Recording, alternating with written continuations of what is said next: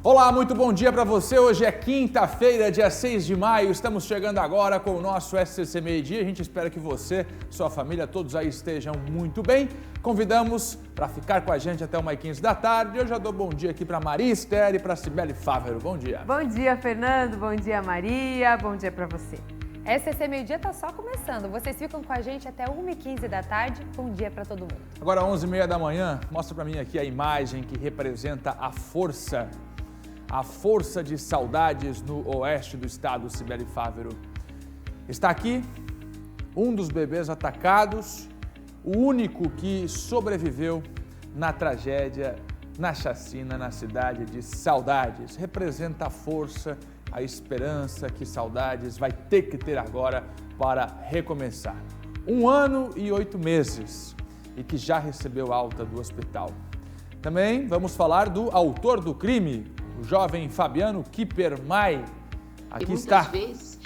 Fabiano teve a prisão convertida em preventiva. Isso significa, Cibele, que ele vai ficar preso por tempo indeterminado. É sim, e você vai ver o que já se sabe e o que ainda falta saber sobre o ataque em Saudades. Ao vivo, vamos conversar com a polícia sobre novos detalhes desse crime e também da investigação. E tem outros assuntos na edição de hoje aqui do nosso SCC Meio-Dia. Vamos falar de auxílio emergencial para moradores de Florianópolis, reunião extraordinária para aprovar este benefício na Câmara Municipal de Vereadores. A Câmara se reúne nesta sexta-feira. Esses devem ser os valores que serão pagos na capital catarinense. Em Joinville, testes do coronavírus foram parar no lixo. O David Sacramento vai explicar o porquê. O que aconteceu? Já, já. E o Ministério Público denunciou o pastor acusado de pagar pela morte da esposa em Navegantes. A vítima foi encontrada com as mãos amarradas dentro de um rio. A gente traz as informações para você. E tem 2 operações do CAECO de combate a uma organização criminosa em Santa Catarina, no Rio Grande do Sul, Paraná e no Mato Grosso. Ao todo, são mais de 160 mandados judiciais que estão sendo cumpridos neste momento. E devido ao ocorrido em Saudades, veio à tona o perfil do jovem que cometeu o crime. Um rapaz que, segundo pessoas próximas, sofria bullying na escola, um problema crônico dentro da sala de aula. E muitas vezes esse problema ele acaba desencadeando de uma forma muito silenciosa. E aí que eu falei anteriormente, a importância da escuta, a importância de nós pais sentarmos e ouvirmos os nossos filhos falar do sentimento deles. Nós, enquanto professores, ouvir o que nosso aluno tem a dizer. A reportagem completa em instantes para vocês. E a mudança no tempo em Santa Catarina. Hoje tem chuva em todo o estado. Já para amanhã, o destaque vai para a queda nas temperaturas. O frio para começar o finzinho de semana. Os detalhes, então, daqui a pouquinho. Estamos no ar.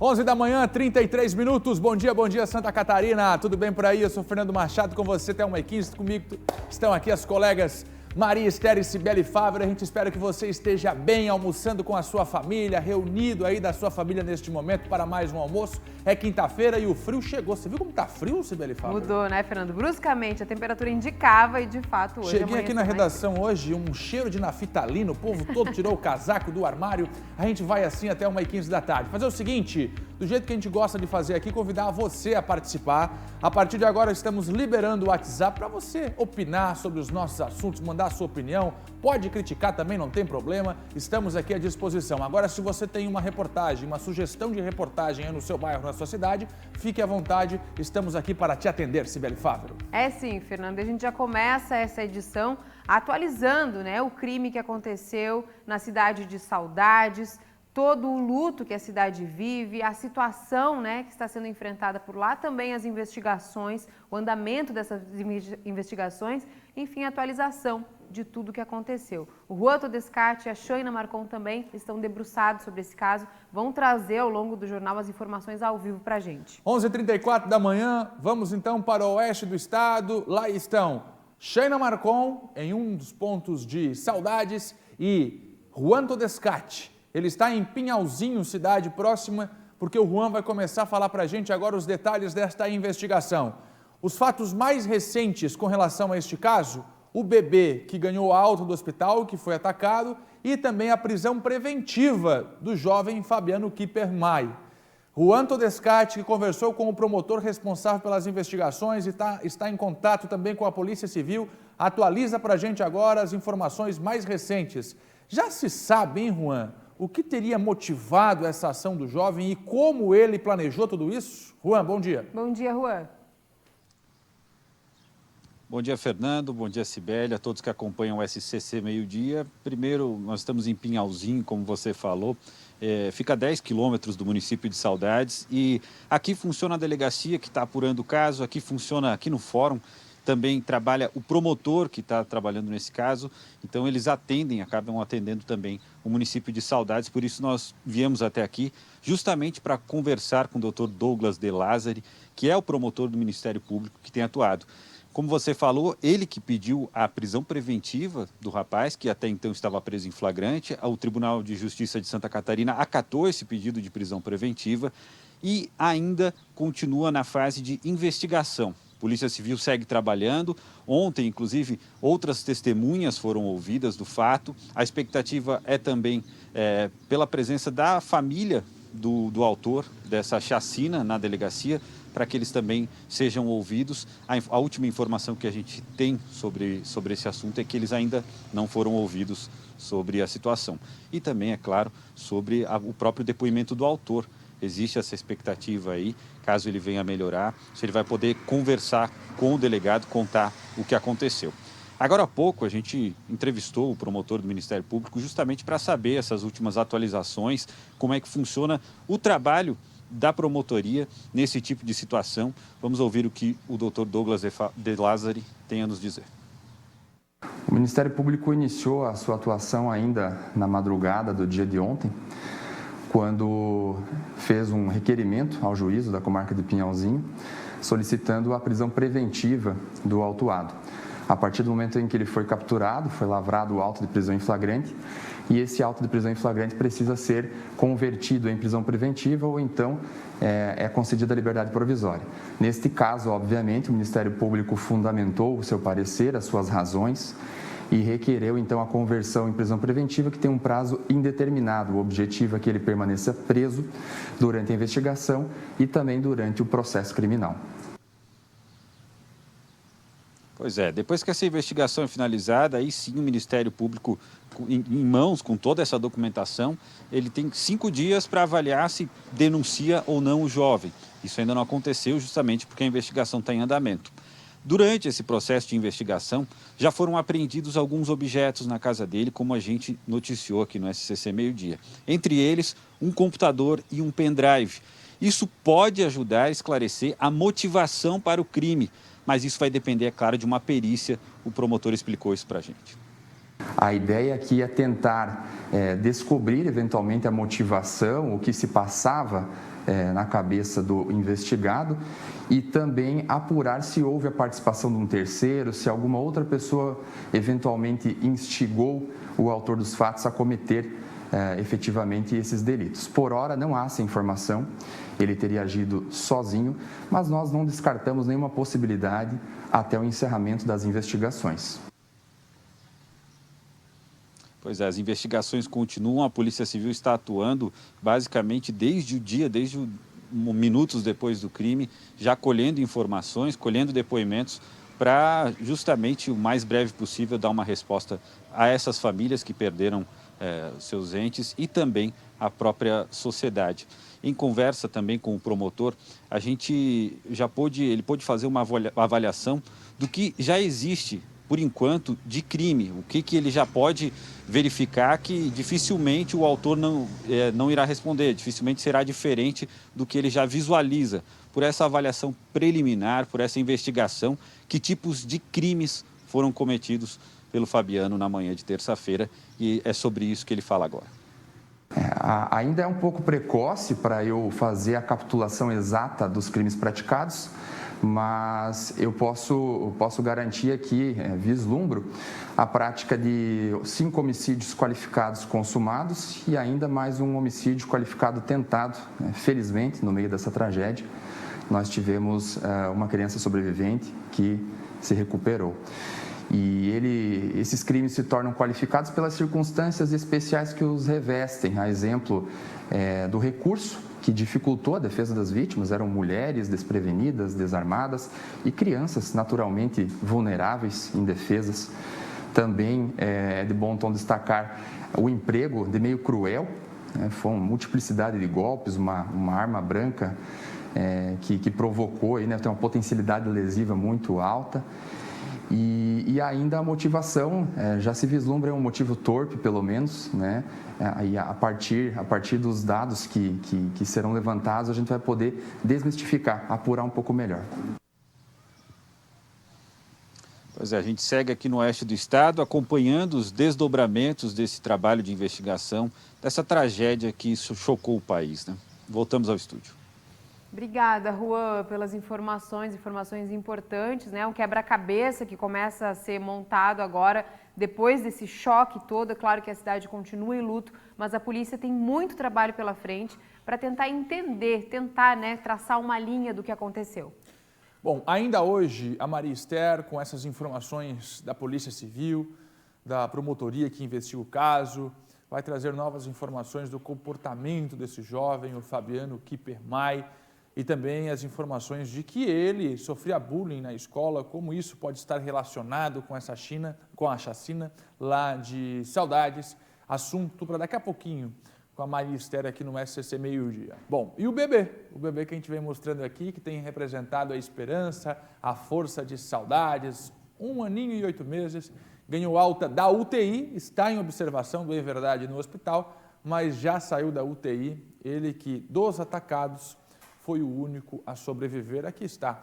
E diante do crime, dessa brutalidade, a gente percebe que ele até aparenta estar bem. Ele está bem, Fernando? E apesar de ele estar machucado, visivelmente a gente vê, os ferimentos dele, foram ferimentos graves no primeiro momento, ele passou por cirurgia, teve uma perfuração no pulmão, mas é claro que é uma foto que traz esperança, traz um alívio, porque foi um bebê que se salvou diante de toda a brutalidade que aconteceu naquela creche em Saudades, e ele ali no colo da mãe, não tem como não ser uma imagem emocionante. Vamos se agarrar nessa imagem aqui, Saudades precisa se agarrar nessa imagem para que a gente possa ter forças de superar. Daqui a pouco a gente conversa com a mãe dessa criança que sobreviveu do ataque lá em Saudades.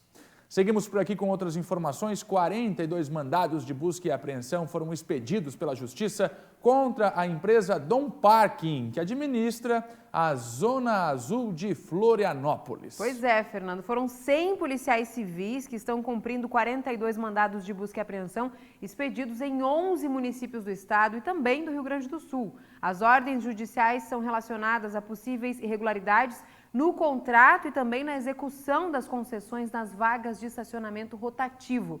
Um caso que a gente vinha acompanhando de perto aqui desde o início. A famosa Zona Azul, que funcionou entre 2013 e 2018 na capital, que nada mais é que o estacionamento de rua. De acordo com o apurado, foram cerca de 20 milhões de reais que foram fraudados. Por isso, eu vou conversar agora com o Arlis Amaro, que está na capital e vai trazer para a gente todas as informações. Afinal de contas, qual é o crime? Qual é o problema? O que teria cometido a Dom Parking na capital? Hein, Arlis? Bom dia. Bom dia, Fernando, Cibele, bom dia para você que nos acompanha. De acordo com o que foi apurado, então, foram cerca de 20 milhões de reais que deixaram de ser repassados aos municípios. Tudo isso através de omissão na fiscalização do contrato, então, que causou a rescisão do contrato em setembro de 2019. As investigações dão conta de que parte do valor foi destinada a empresas do grupo familiar, pagamentos de contas pessoais e aquisições de bens de alto valor. Os crimes, Fernando, que eles estão sendo investigados são fraude na licitação, peculato, lavagem de dinheiro e associação criminosa. Vale lembrar que desde agosto de 2020, uma nova empresa já está operando o estacionamento rotativo e está em operação na área central aqui de Florianópolis. A gente segue acompanhando esse caso, né? Essa operação da Polícia Civil que aconteceu nesta manhã em 11 municípios de Santa Catarina e também do Rio Grande do Sul. Eu volto com vocês aí no estúdio. Obrigado, Arles Amaros, pela informação. Essa polêmica é antiga, fraude na Zona Azul, estacionamento de rua em Florianópolis e agora pelo menos 20 milhões estão sendo investigados de fraudes. Claro que quem foi lesado foi o governo, foi o cidadão de Florianópolis e a gente aguarda o avançar das investigações. Mas agora tem operação na rua hoje, cumprindo mandados aí e a gente aguarda agora o relatório final destas investigações. Cibele, em Joinville, testes do coronavírus foram parar no lixo, Cibele Fávero. Vê se dá para acreditar, né, Fernando? É isso que o Ministério Público do Estado está investigando. A Prefeitura informa, inclusive, que os testes foram jogados fora em dezembro do ano passado por causa de uma queda de energia. E é sobre isso que a gente vai conversar agora com David Sacramento para atualizar, para a gente explicar, né? Que história é essa, David? Justamente em dezembro, que a busca era enorme por testes, né, Fernando? O único recurso no momento para conseguir facilitar o isolamento e as medidas, né, a serem adotadas foram jogados fora. Isso foi confirmado? Bom dia, David. Bom dia, Sibeli. Bom dia, Fernando. Bom dia a todos. É isso mesmo, o Ministério Público de Santa Catarina iniciou essa investigação para apurar esses 175 testes RT-PCR que foram jogados fora aqui em Joinville. E isso aconteceu em dezembro do ano passado, quando faltou energia na Unidade Básica de Saúde da Família do Vila Nova. Inclusive, por lá não ter gerador, então foi impossível armazenar de forma apropriada esses testes na Unidade Básica de Saúde. Além do mais, foram perdidos também alguns testes no Hospital Bethesda por problemas do armazenamento. Aí o Ministério Público quer entender o que foi que aconteceu, se esses descartes comprometeram a testagem da população e se isso pode ser enquadrado como improbidade administrativa no município. Na última quarta-feira, a promotora substituta, Adriane Nicole Graciano, da 13ª Promotoria de Justiça de Joinville, inclusive já encaminhou para a Prefeitura um pedido de esclarecimento sobre os problemas no Hospital Bethesda com respeito a esta falta mesmo, essa inutilização destes testes. Segundo a Secretaria de Saúde, apesar desses testes que foram jogados fora aqui em Joinville, não teve falta de insumos na cidade. Desde o início da pandemia já foram realizados 284 mil testes aqui na cidade. E a Prefeitura falou em nota que mesmo, na verdade, é bem normal mesmo perder alguns desses testes, E isso é uma perda técnica que acontece de 5%. No entanto, o número está bastante baixo aqui em Joinville, dessa perda técnica foi apenas de 0,06%. E que, apesar disso, os testes seguem sendo realizados de forma bem tranquila aqui na cidade, só que é necessário mesmo esse armazenamento de forma adequada e é por isso que acabou perdendo esses 175 testes da Covid-19 aqui na cidade. Eu volto com vocês no estúdio. Obrigado, David, pela informação. Aí está a informação. Foram parar no lixo, faltou energia. Agora, a gente espera reestruturação nesses locais de armazenamento para que isso não aconteça novamente. Vamos lá, seguimos por aqui. Tem atualização, nova informação no caso Mariane de Itajaí, a mulher morta pelo marido. É sim, Fernando.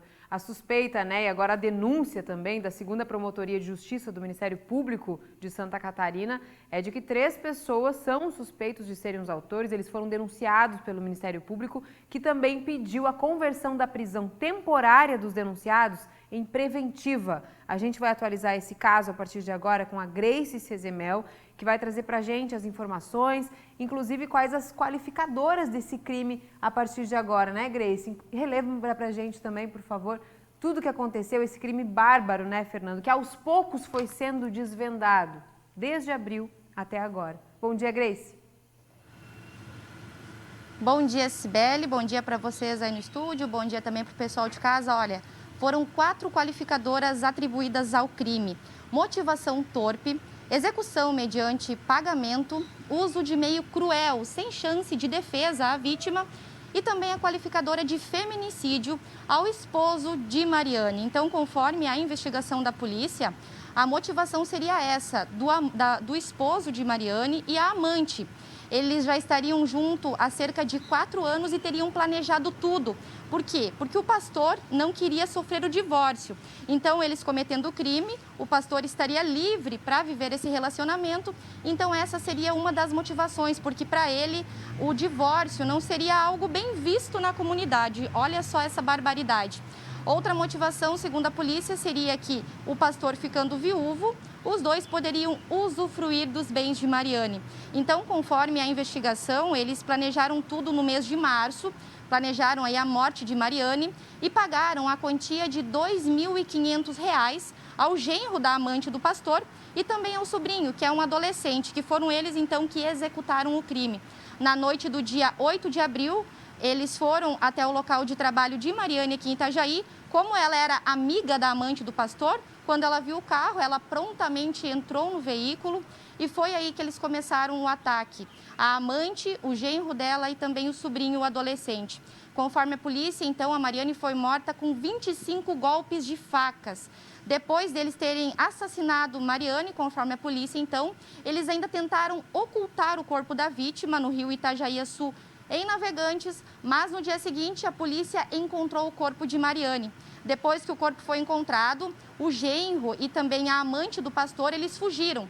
Eles foram até Pernambuco, mas lá, graças ao trabalho exemplar, aí, um trabalho brilhante de investigação da Polícia Civil, eles foram presos e eles permanecem, então, detidos lá em Pernambuco. Já o pastor, o marido da vítima, ele segue preso aqui em Itajaí. Então, todo esse caso, né, todas essas motivações, o jeito cruel como esse crime bárbaro aconteceu, levaram aí a essa denúncia que foi acatada pelo Ministério Público e a essas qualificações. É claro que a gente segue acompanhando todos os desdobramentos desse caso, que chocou não só aqui Itajaí, como o Estado, como o Brasil inteiro, não é mesmo? Eu devolvo para vocês aí no estúdio. É sim, Grace, obrigada pelas informações. É isso, um caso que chocou o estado inteiro, né? O pastor que está preso, que é o principal suspeito acusado de ter pagado para que a esposa fosse morta, inclusive logo depois da morte se manifestou, pediu agilidade da polícia para elucidar o caso, agora continua preso e denunciado pelo Ministério Público pelo crime bárbaro, frio e cruel. O pastor que matou a mulher com a ajuda da amante. Agora, novas informações, esse caso repercute muito em Santa Catarina e a Grace Sezemel, ali no Vale do Itajaí, traz para a gente as últimas atualizações, até porque a comunidade e a família querem justiça neste caso. Vamos falar de transporte coletivo? Vamos falar de transporte coletivo integrado na Grande Florianópolis. Ah, Fernando, você vai vir de novo com essa conversa, que eu não vou precisar trocar de ônibus 3 vezes para chegar no meu destino final. É o sonho de todo mundo que pega o ônibus na Grande Florianópolis. Sim, a gente sabe. E a gente vem acompanhando, vem cobrando aqui agilidade nesse processo, porque o cidadão que mora em Palhoça não quer trocar de ônibus 2 vezes para chegar em São José, tem que vir até o centro de Florianópolis, sair da ilha novamente, e o que se cobra, o que se espera das autoridades neste momento é a integração do transporte para facilitar, para ficar mais rápido, para ficar mais barato. E parece que agora o primeiro passo foi dado para esta integração no transporte coletivo. O sistema entra em operação ainda neste mês. Entre as novidades estão um novo cartão e também novas formas de pagamento para comprar créditos, para você pagar ali o seu ticket do transporte coletivo. É um cartão integrado. Vamos conhecer agora que primeiro passo é esse para a integração do transporte coletivo na Grande Florianópolis? Deixa eu ver a reportagem no ar. Os planos para a integração do sistema de transporte já são antigos, mas parece que agora vai. O novo sistema de bilhetagem vai permitir que o usuário utilize um único cartão para as empresas que aderirem à iniciativa. A primeira delas é a Biguaçu, que já começou a instalação dos novos equipamentos. Para pagar a passagem, este aqui é o novo cartão e esta é a nova leitora. Em breve, ela vai possibilitar o pagamento, inclusive, por QR Code. Ela também vem equipada com uma câmera que faz a leitura facial para validar as gratuidades, como estudantes e idosos, por exemplo. O novo sistema de bilhetagem é o primeiro grande passo para a integração do transporte público aqui na Grande Florianópolis. É importante dizer que esse projeto ele tem passos, né, ele tem etapas que vão sendo cumpridos e o primeiro passo nesse momento é a apresentação desse novo sistema de bilhetagem eletrônica propriamente dito. Outra novidade que estará disponível em breve é a nova forma de adquirir créditos. Através de um aplicativo que será lançado dentro de alguns meses, os passageiros poderão comprar passagens com cartão de débito, crédito e até pelo Pix. Seria bom porque às vezes eu moro na Palhoça, aí tem que integrar com outro. Aí, no caso, se você quiser vir para São José, não tem como. Aí você tem que pagar outra passagem, porque você já pagou de Biguaçu, só integra de Palhoça. Interessante, né? Espero que seja melhor, porque ficou complicado assim. Porque às vezes tu pega um transporte até aqui e não consegue pegar outro, né? Vai ser bom porque pode pegar qualquer um. Vai facilitar o dia a dia? Vai. O novo sistema começa a operar neste sábado para testes, nas linhas Diretão e Serraria Forquilinhas. A partir do dia 15 de maio, todas as linhas da Biguaçu estarão operando com o novo sistema. Quem usa os cartões antigos terá 60 dias para ir até o Setuf no Ticem para fazer a troca pelo novo cartão sem custo. E para operar todas as novidades, a equipe já está sendo treinada. Na realidade, esse sistema é um sistema moderno que traz uma cobrança automatizada, traz facilidades não só para os usuários, mas para o serviço como um todo, conforto, confiabilidade. Nós já estamos há algumas semanas treinando todos os funcionários, motoristas, cobradores, para a utilização desse sistema, de tal forma que todos possam atender melhor os nossos usuários, nossos clientes. Outra mudança vai trazer mais segurança para quem usa e para quem trabalha no sistema de transportes. Este equipamento instalado junto ao motorista vai permitir o rastreamento da linha, possibilitando que os usuários saibam em tempo real em quanto tempo o ônibus vai chegar, além de permitir o acionamento de um botão de pânico se algo acontecer durante a viagem.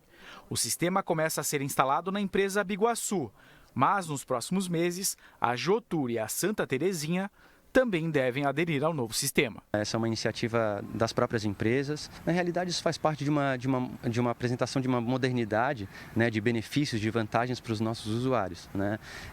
Sempre com a intenção de agregar mais para o nosso serviço, de tornar mais atrativo, de trazer vantagens, de trazer benefícios para o cotidiano dos nossos clientes, dos nossos usuários.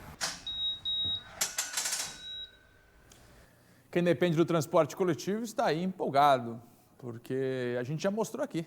Muita gente demora 2 horas e meia para finalizar o trajeto, de casa até o destino final, porque precisa trocar de ônibus 2, 3 vezes. Estamos na torcida. Vamos falar de Dia das Mães. Dia das Mães chegando e o comércio tem se reinventado cada vez mais para vencer esse momento de crise, hein, Maristel? Pois é, para vender bem nessa data aí que é considerada a segunda melhor para o varejo. O Dia das Mães, Fernando, só perde em vendas para o Natal. E com a pandemia, a internet, né, que abriu oportunidades de conectar os consumidores com a loja. Assim, ninguém sai prejudicado e fica fácil garantir o presente de Dia das Mães. Inclusive, tem pesquisa mostrando que as pessoas estão aproveitando a internet tanto para vender quanto para procurar aquilo que vai comprar. Vamos ver a reportagem do Paulo Henrique? Na volta a gente compra. Quem é que nunca ouviu essa frase? E de tanto ouvir, tem gente que continua deixando o presente de Dia das Mães para cima da hora. E não é achismo. Segundo a pesquisa da FEComércio, a maioria dos consumidores catarinenses deixa mesmo para a última hora e deve garantir o presente aos 45 do segundo tempo. Ainda não. Vai deixar para a última hora? Eu não tenho dinheiro agora, então acaba que eu nem tenho opção. Ainda não, ainda não. Para véspera, então? Cara, a minha mãe não mora aqui em Florianópolis, mas eu tô entre comprar um presente, assim, né, dar um jeito de enviar ou, sabe, procurar uma floricultura, algo assim. Mas vai ser mais pertinho da véspera ali que eu vou definir e tal. É uma capricha do consumidor brasileiro deixar para a última hora. E a gente coloca a importância para o consumidor, para não esperar até o final de semana para estar adquirindo o presente da sua mãe, e sim utilizando os dias da semana para que possa escolher com calma o presente. A expectativa é positiva, começa a estar bem otimista, e a previsão de crescimento em relação ao ano passado é em torno de 4% a 5%. Atualmente, o varejo já está muito mais preparado, com várias ferramentas, para poder comercializar o consumidor, como a venda pelo WhatsApp, site ou até mesmo loja física. E os vendedores estão empenhados para garantir um bom Dia das Mães nas vendas. Olha só, gente, recebemos vários modelinhos diferentes, todos para os brindes de vocês, ó. Aí você vai poder escolher. O negócio nessa loja foi sair de trás do balcão e buscar os clientes na internet. E tem uma explicação. A mesma pesquisa da FEComércio também mostrou que as redes sociais influenciam mais na escolha do local de compra do que as tradicionais vitrines. E que ano após ano a intenção de compras pela internet cresce, enquanto o comércio de rua continua sendo a segunda opção. A gente está buscando fazer bastante live agora, bastante stories, a gente está fazendo bastante conteúdo interativo.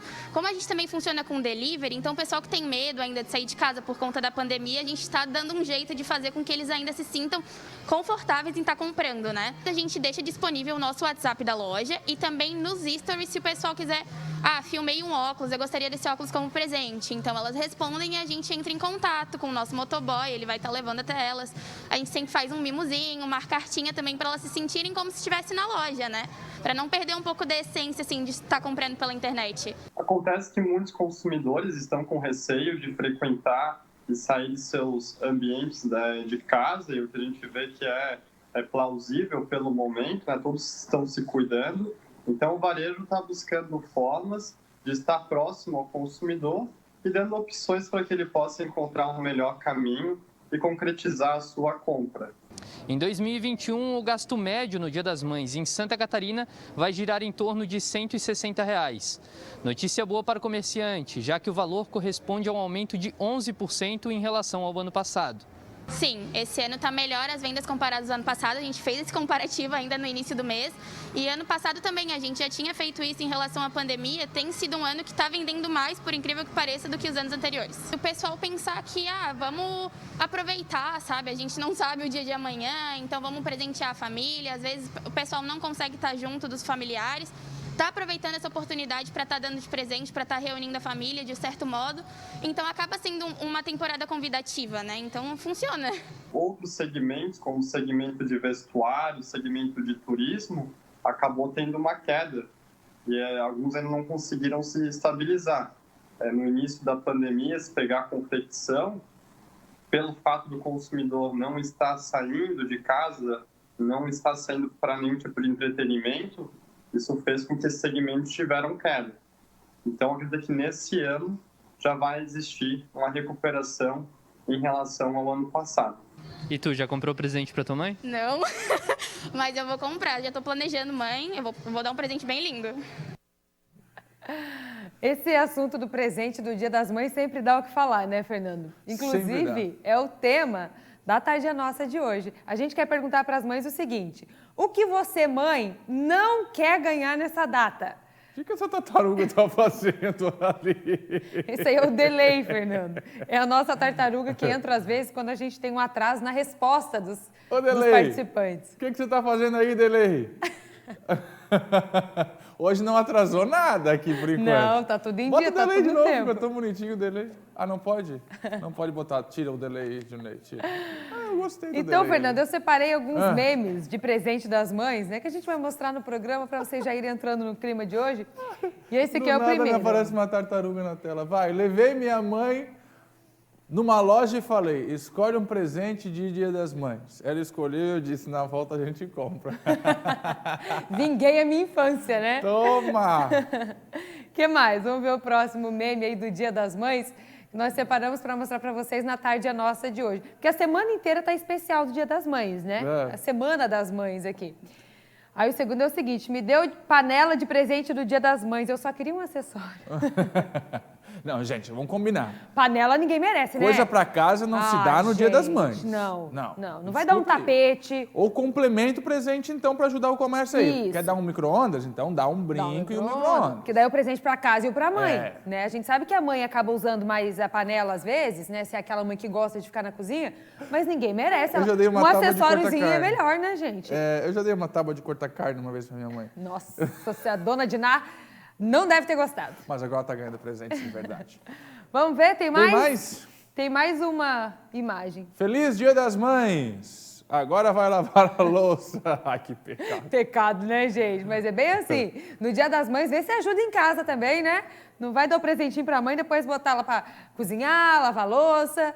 Tá aí o recado, então, a tarde é nossa de hoje. Hoje, Fernando, vai ser um balão, aquela brincadeira do balão, com as mães torcendo contra a gente. Ah, que legal. Contra eu, Dona Maricotinha e Laércio. Entendi. E aí, quem ganhar ainda vai levar para casa R$200. Duzentão hoje? A gente tá premiando bastante as mães essa semana, viu? Eu tô vendo. Bastante. O pessoal tá participando, gostando de brincar, porque aí a brincadeira tem mais graça, né? E aí tem... aí a brincadeira fica engraçadíssima. Fica ótima. E a pinha, já saiu lá? Quantos pinhão tem na pinha? Não, tá lá ainda, Fernando. Quer dar um palpite? 102 pinhões. 102. Então tá bom, tá anotado. Tá anotado. Tá Se eu ganhar, anotado. eu quero meu duzentão, viu, SCC? Não vem com essa, não. Pra onde é que eu vou? Qual o assunto? Você vai pra lá com a Cibele Fávero. Muito bom. Mas antes, deixa eu falar para você que daqui a pouco tem Cláudio Prisco Paraíso. Hoje a gente fala aqui sobre o processo de impeachment contra Carlos Moisés da Silva. É amanhã, o dia do julgamento final do governador na Assembleia Legislativa. E você confere já já no comentário de Cláudio Prisco. Semana passada nós mostramos aqui a história de um rancho de pescadores, um rancho artesanal que pegou fogo na região sul de Florianópolis, Cibele Fávero. Tudo acabou sendo destruído, inclusive no início, aí na véspera do início da safra da tainha. É sim, Fernando, muito triste, né? Foi na madrugada de quinta-feira, às vésperas da abertura da safra da tainha. E pensando nesses pescadores artesanais, o governo de Santa Catarina está liberando uma linha de crédito para ajudar na reconstrução e na compra de equipamentos que foram perdidos durante esse ano. Então vamos conversar com o Paulo Henrique, abre com a gente aqui, porque é o seguinte, pode abrir aqui, Dionei. O Paulo Henrique está chegando com as informações, linha de crédito para pesca, para reconstrução dos ranchos, não é só específico para esse rancho, não é mesmo? Mas para quem precisa executar obras em ranchos de pesca e também para a compra de equipamentos. Como que o pescador que está nos assistindo agora em todo o estado pode fazer para garantir esse dinheiro, esse recurso? Hein, Paulo Henrique? Bom dia. Bom dia, Paulo. Bom dia, Fernando. Bom dia, Cibele. Bom dia quem nos acompanha. Nesse momento chovendo muito aqui em Florianópolis. Quem mora por aqui acordou com tempo feio, nublado, bastante frio.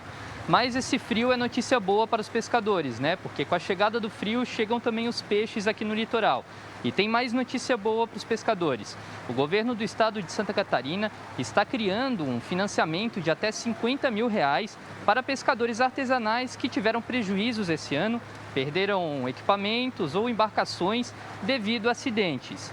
A gente preparou uma arte aí para você que está interessado nesse benefício, para você saber como deve fazer. O programa Investe Agro, da Secretaria de Estado da Agricultura e Pesca, é bem fácil de conseguir esse programa. Basta entrar em contato com a Secretaria, apresentar a carteira de pescador profissional, artesanal ou então o protocolo de solicitação do registro, que significa que você está querendo. Também há necessidade de apresentar o título de inscrição da embarcação utilizada e o certificado de registro e autorização dessa mesma embarcação, além de comprovar os danos sofridos durante esse ano, através dos laudos que são feitos pelos técnicos de instituições públicas, como, por exemplo, a Epagre e Ciram. Esse programa ele tem um prazo de pagamento de até 5 anos, sem juros nenhum. E quem pagar em dia pode conseguir descontos de até 40% nas últimas parcelas. Então é bem fácil de conseguir isso, hein, Fernando? Quem é pescador, basta entrar em contato com a Secretaria, apresentar todos os documentos que são necessários e vai conseguir aí o benefício para não ter mais prejuízos esse ano. Volto com vocês. Obrigada, Paulo, pelas informações. Então é isso, linhas de crédito para pescadores.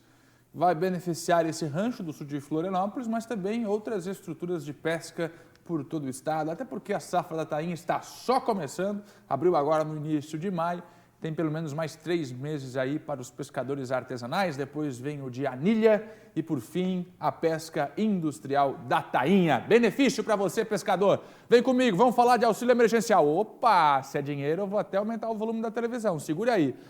Bom, a gente vai mostrar agora que a Prefeitura de Florianópolis está enviando para a Câmara Municipal de Vereadores um projeto para o pagamento de auxílio emergencial para aquelas famílias que não conseguiram benefícios do governo federal e que, neste momento, estão passando por dificuldades, sim. A Prefeitura de Florianópolis quer pagar algo em torno de R$ 1.500, R$ 1.870, dependendo se a família é uma família comum ou se a família é comandada por uma mãe solteira.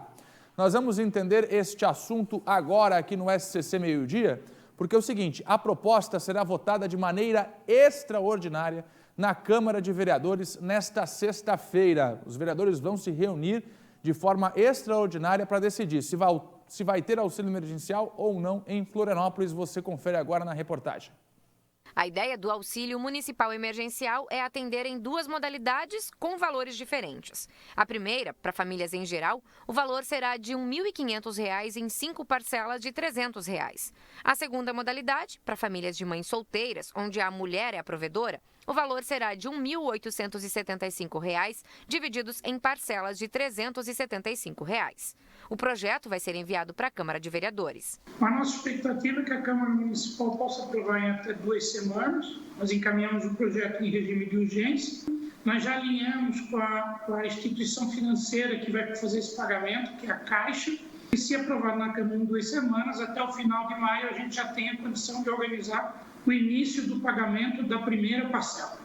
O auxílio federal beneficia hoje cerca de 400 mil pessoas em Santa Catarina. Ainda assim, milhares de catarinenses não conseguiram o benefício nessa segunda edição e passam por dificuldades. Sim, se o prefeito tem dinheiro disponível para ajudar o pessoal daqui, nada mais interessante que realmente ajudar. Tem muita gente passando necessidade, o pessoal que estava empregado no passado, que esse ano está desempregado. Realmente é muito interessante. Eu acho que é muito importante, na verdade, né? Muito importante. E tem muita gente em situação de que não tem nem o que comer, né? Nesse momento. Em Florianópolis, a estimativa é de que cerca de 3 mil famílias precisem desse auxílio e já estejam cadastradas no Cade Único. São justamente aquelas pessoas que não recebem o Bolsa Família e que no ano passado não se cadastraram no auxílio emergencial do governo federal, porque na época não precisavam, mas agora estão passando por necessidades e não podem participar. Nós vamos utilizar o cadastro oficial do governo federal, utilizado aqui na Prefeitura de Florianópolis, que é o cadastro único. O Cade Único das famílias que têm renda per capita até R$ 178, tem aproximadamente quase 12 mil pessoas. Dessas, aproximadamente 3 mil não recebem nenhum benefício, nem o Bolsa Família, nem o auxílio emergencial do governo federal.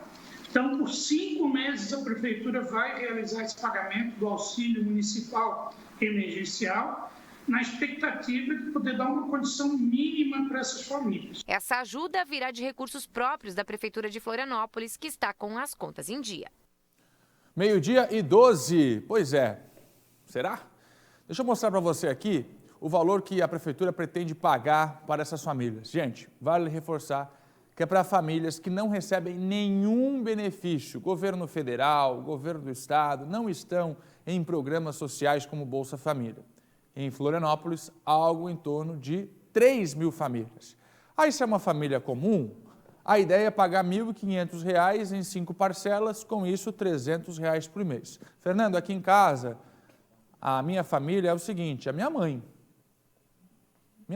é mãe solteira. Aí o valor pode ser um pouco maior, R$ 1.875, e se a gente dividir em 5 parcelas, fica R$ 375 por mês. Claro que ajuda, importante.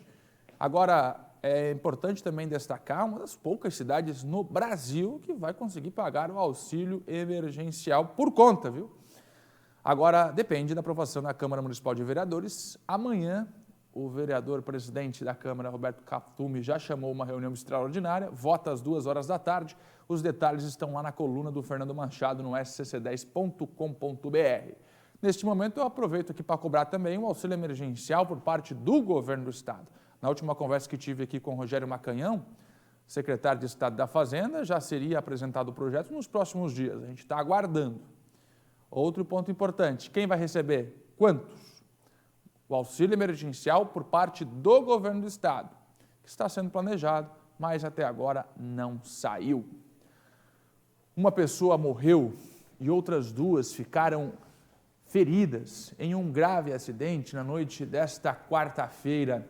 4 veículos envolvidos, Sibeli. É sim, Fernando, um acidente grave, a gente vai mostrar imagens para você agora. Esses veículos colidiram na BR-101 em Balneário Camboriú. Olha só as imagens, o acidente aconteceu entre 3 caminhões e uma caminhonete no quilômetro 137 da BR-101, envolvendo pelo menos 5 pessoas. Infelizmente, uma pessoa morreu, 2 ficaram feridas e foram encaminhadas ao hospital. É claro que a BR-101 teve problemas no fluxo depois disso, até que tudo fosse retirado. E aí sim, aos poucos, a lentidão foi normalizada e o fluxo voltou a fluir como de costume na BR-101 nessa região. E olha só o que aconteceu no sul do estado. Um homem de 38 anos destruiu o que ele encontrou pela frente dentro de uma igreja. Imagens religiosas, vasos, até a mesa do altar. Ele não deixou escapar nessa cidade de 13 de maio. Foi na manhã dessa quarta-feira. As imagens agora já ganham as redes sociais. É claro, pelo choque, pela revolta do que aconteceu. Segundo a polícia, esse homem teve um surto psicótico, não sendo a primeira vez que ele teria esse tipo de atitude, e que, inclusive, ele já teria agredido funcionários e danificado computadores, além de móveis em um posto de saúde. Ele foi detido, encaminhado ao hospital psiquiátrico e, depois de receber a alta, vai ser encaminhado ao presídio regional. Um velho conhecido da polícia, infelizmente, acabou causando um dano enorme para essa igreja, chocando os fiéis, chocando as pessoas que frequentam e também a comunidade. Quando a gente ataca uma instituição religiosa, uma igreja, seja ela qual for, a gente não está ferindo apenas com o bem material, e sim com a fé das pessoas. Isso é uma afronta à fé das pessoas. Criminoso, já é velho conhecido da polícia, é criminoso. 13 de maio, triste essa história lá de 13 de maio, saudade dos meus tempos de 13 de maio, Vila Nande, Laje, 13 de maio. Um abraço para todo o pessoal que nos acompanha do lado de Pedras Grandes, Tubarão, 13 de maio, a cidade. Infelizmente, essa notícia triste que vem de lá. Em Joinville, a primeira etapa da vacinação contra a gripe termina na próxima segunda-feira, 10 de maio. Mas a Secretaria de Saúde do município alerta para a baixa procura pela imunização. Quem vem? David Sacramento já está comigo ao vivo nesta quinta-feira de chuva lá em Joinville. Peraí, a vacina do coronavírus todo mundo quer, aí a da gripe tem e o povo não toma? O que está acontecendo aí? Termina na segunda-feira a campanha. Como é que a Prefeitura pretende reverter essa situação, hein, David Sacramento? Bom dia.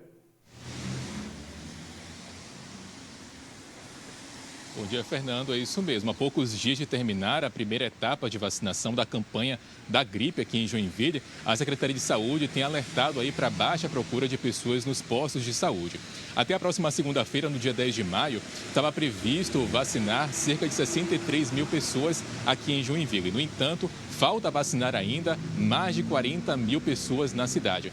Nós preparamos essas informações em uma tela. Olha só, apenas 13.362 doses foram aplicadas em crianças, ou seja, 30,5% do público previsto. Entre as gestantes, 33,1% das pessoas receberam a vacina da gripe. Isso significa que 1.940 mulheres foram imunizadas, de um total de 5.861. Entre as puérperas, ou seja, mulheres que tiveram bebê há menos de 45 dias, 29,4% receberam a vacina. O número de profissionais da saúde que foram imunizados é menor ainda, levando aí em consideração a meta. Apenas 10,4% de profissionais da saúde receberam a vacina. E aí nós preparamos agora uma outra tela com as informações sobre os locais de vacina que as pessoas podem procurar aqui em Joinville. Isso porque a Secretaria de Saúde daqui da cidade tem reforçado que essa vacina da gripe é muito importante, já que a vacina protege contra 3 subtipos do vírus, H1N1, H3N3 e influenza B. As pessoas que fazem parte dos grupos prioritários que nós citamos podem ir às unidades básicas de saúde da família ou a sala de vacinação da Vigilância em Saúde, que fica aqui no centro da cidade, na rua Abdon Batista. O número é 172. Tem aí também o código QR na sua tela, que você pode estar apontando a câmera do seu celular, e daí você vai ser direcionado para o site da Prefeitura de Joinville e poderá conferir também outros locais de vacinação. Agora, só um lembrete, aqui em Joinville especificamente, não é necessário realizar agendamento para se vacinar contra a gripe. Eu volto com vocês no estúdio. Obrigado, David Sacramento. A informação que vem para a gente ao vivo lá de Joinville nesta quinta-feira de chuva em Joinville. Obrigado, David. Agora, gente, tem vacina disponível. A campanha termina na segunda-feira. Vamos reforçar a imunidade, garantir que o seu corpo esteja preparado. Vacina da gripe está disponível até dia 10. Vamos procurar o postinho de imunização em Joinville. Está aqui o recado dado pelo nosso David Sacramento. O assunto agora é a Ponte Santos Dumont, em Brusque, que caiu. Tem as imagens aqui? Você lembra dessa ponte? O que aconteceu? Noite de chuva, a prefeitura já estava fazendo uma obra por debaixo da ponte. No momento em que os carros passavam, ela veio abaixo. Isso aconteceu no dia 21 de abril, há 2 semanas. E a Prefeitura de Brusque agora está trabalhando na reconstrução da cabeceira da ponte. E já tem até uma previsão para liberar o local para trânsito novamente. Por isso, eu vou para lá conversar com a Grace Ciezemel, que correu da chuva, hein? A Grace correu da chuva, já foi achar aí um cantinho para se esconder, porque a chuva apertou lá em Itajaí. Grace, vamos falar de Brusque. Essa ponte vai ser liberada quando, hein, Grace? Conta pra gente. Olha, Fernando, a previsão é que a ponte seja liberada em até 60 dias. Nesse momento, então, equipes trabalham no local, elas fazem a demolição da estrutura que colapsou e caiu. As equipes trabalham na remoção da laje, então esse trabalho é acompanhado diariamente também pela Prefeitura. E quem vai explicar um pouquinho mais pra gente é o prefeito Arivec, prefeito de Brusque, então fala agora no SCC Meio Dia. Vamos ouvi-lo. Estamos, desde a semana passada, fazendo a retirada da laje. Esse serviço se faz necessário para verificarmos o que aconteceu de fato aqui neste local. Essa semana ainda virão os guindastes para que possamos retirar toda a laje, para que depois, retirando essa laje, possamos, o mais rápido possível, verificar as condições que estavam nos pilares dessa ponte para começarmos a reconstrução da mesma. Os próximos passos, então, incluem a retirada das vigas para que se chegue aí na fundação dessa parte, desse pilar que cedeu. Isso deve ficar pronto, então, já na próxima semana. E como você bem falou, Fernando, esse caso aconteceu na noite chuvosa do dia 21 de abril e nós acompanhamos tudo desde o início. No momento em que a cabeceira da ponte cedeu, 3 carros passavam no exato momento na estrutura da ponte. Eles caíram também, mas felizmente ninguém se feriu. Agora, então, a Prefeitura trabalha intensamente para que essa reestrutura seja refeita, para que o local volte a ser liberado. E é claro que a gente segue de olho nas obras e a qualquer momento, quando a gente tiver a previsão mais próxima aí da data em que a ponte seja liberada, a gente traz, é claro, as atualizações aqui nos nossos telejornais. O que a gente sabe é que foi um grande susto e essa tragédia poderia ter sido bem maior. Esse é um local muito movimentado aqui da região, muitos carros passam por ali e a gente fica aí na expectativa para que a ponte seja liberada. Eu devolvo para vocês aí no estúdio. Ponte Santos Dumont, em Brusque, que simplesmente despencou com os carros em cima. Por sorte, ninguém se feriu gravemente neste susto. Em 60 dias, então, a Grace Ciezemel vai voltar lá para ver se a ponte vai ser de fato reaberta ou não. Os trabalhos estão acontecendo. Atenção, 2 operações foram deflagradas pelo GAECO na manhã de hoje. A gente está falando de 2 operações importantes. Cibele Fávero, que operações são essas? Fernando, a gente vai mostrar para você agora o que já foi divulgado até então pelo Grupo de Atuação Especial de Combate às Organizações Criminosas de Santa Catarina, que é justamente o GAECO.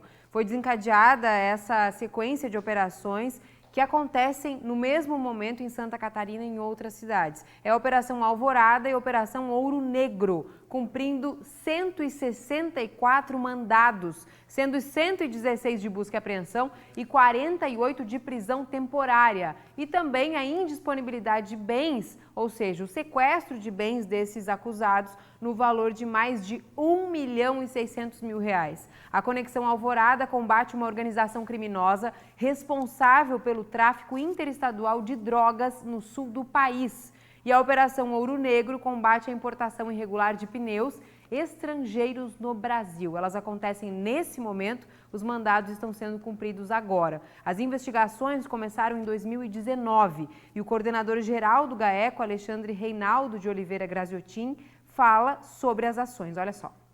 As informações que nos chegaram era que havia algumas pessoas cometendo crime de tráfico interestadual de entorpecentes, chegando a informação de que pessoas da região do extremo oeste de Santa Catarina, por intermédio de veículos de caminhões estariam indo até a cidade de Ponta Porã, no Mato Grosso do Sul, receber cargas de entorpecentes para trazer para o nosso estado.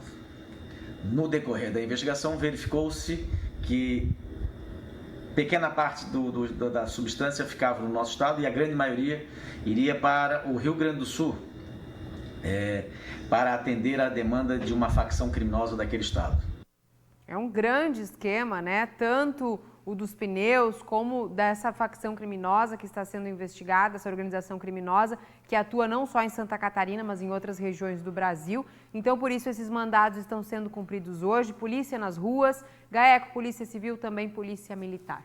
Operações importantes, e quando o grupo de atuação em operações sai é porque, de fato, o crime merece essa atenção e essa estrutura por parte da polícia.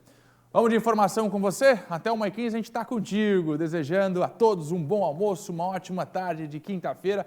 Vai ser uma tarde chuvosa na grande maioria das regiões. Daqui a pouco a Marister está chegando com todos os detalhes da previsão do tempo. Já também tem Cláudio Prisco com a gente aqui e os bastidores da política. Mas agora é hora de falar do processo de impeachment contra o governador Carlos Moisés da Silva, porque amanhã é o dia do julgamento final. Amanhã Santa Catarina vai descobrir se Daniela Rainer será definitivamente efetivada no comando do Estado para cumprir o mandato no qual os dois foram eleitos, ou então Carlos Moisés reassume o governo de Santa Catarina. Quando o Estado elegeu Moisés e Daniela, com certeza os catarinenses fizeram essa escolha pensando no seguinte: vamos ter dias diferentes em Santa Catarina.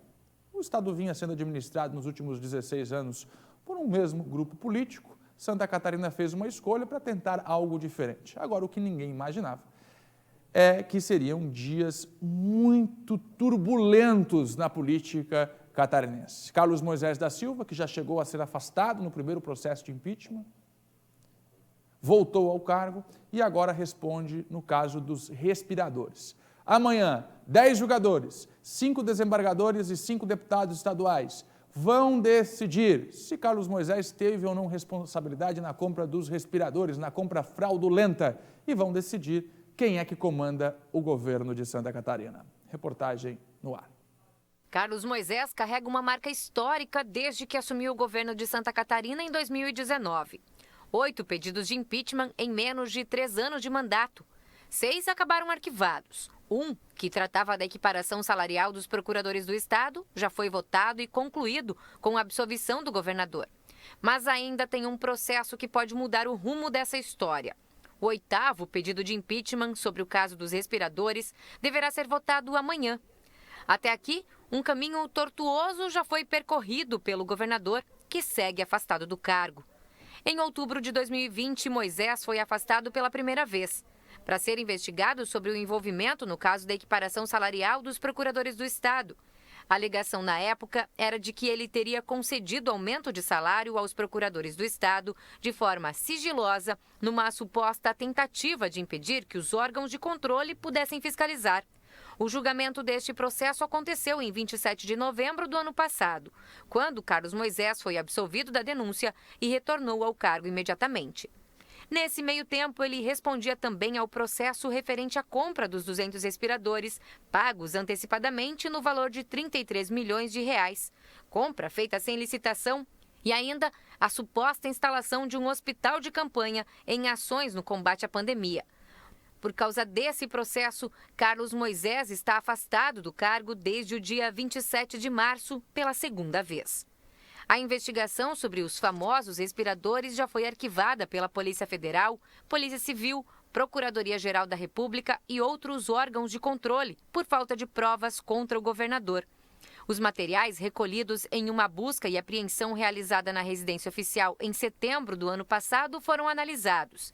E depois de quase um ano de investigação, desde a denúncia, não se comprovou o envolvimento de Carlos Moisés nem na compra, nem no pagamento antecipado dos equipamentos. Mesmo com um arquivamento por parte dos órgãos de investigação, o governador terá que enfrentar o julgamento do Tribunal Misto do processo de impeachment, onde desembargadores e deputados vão decidir pelo afastamento definitivo ou não do cargo. Mais do que provar na justiça a sua inocência, Carlos Moisés enfrenta uma disputa política e pode ser o primeiro governador de Santa Catarina afastado definitivamente do cargo. São duas batalhas, uma no tribunal e outra no próprio governo. A vice, Daniela Rainer, que assumiu o estado há 36 dias, já promoveu alterações no comando do governo, no secretariado e vem desenhando um cenário político dando a entender que pode ficar. Na verdade, o comandante Moisés enfrenta o fogo amigo dentro do próprio quartel. Amanhã a gente faz cobertura especial. Hoje, aqui depois do SCC Meio-Dia, eu e Prisco vamos fazer uma live lá no Instagram, Portal SCC10. Vamos discutir os bastidores, porque o que está acontecendo nos bastidores desse processo é algo inacreditável. Então, daqui a pouco o Prisco vai estar com a gente aqui na televisão, logo no finalzinho do SCC Meio-Dia. Depois tem live no portal e também no scc10.com.br, toda a cobertura desse processo de impeachment que pode mudar os rumos do governo catarinense. Já já a gente fala mais sobre isso. Vamos falar de bullying agora, porque depois da chacina que aconteceu em Saudades, lá no Oeste, o bullying voltou à tona. Por quê, Maria Esther? Porque, segundo algumas testemunhas, o assassino teria sofrido bullying durante a sua permanência na escola. Pois é, um problema, Fernando, que muitas vezes ocorre de forma silenciosa, mas que merece muita atenção. Aqui em Santa Catarina existem alguns projetos que buscam diminuir esse tipo de prática. Olha só. Bullying.